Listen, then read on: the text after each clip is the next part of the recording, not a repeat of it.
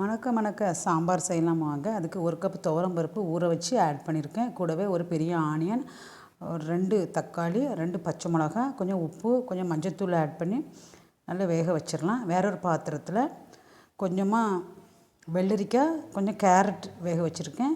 இது நல்லா குழைய வெந்துட்டுது. இப்போ நம்ம வேக வச்ச காய்கறி இதில் ஆட் பண்ணிடலாம். கூடவே கொஞ்சம் தண்ணி சேர்த்துருக்கேன். 2 ஸ்பூன் சாம்பார் பவுடர் ஆட் பண்ணியிருக்கேன். 1/2 ஸ்பூன் வத்தல் மிளகாத்தூள், 2 பச்சை மிளகாய் போட்டிருக்கேன்.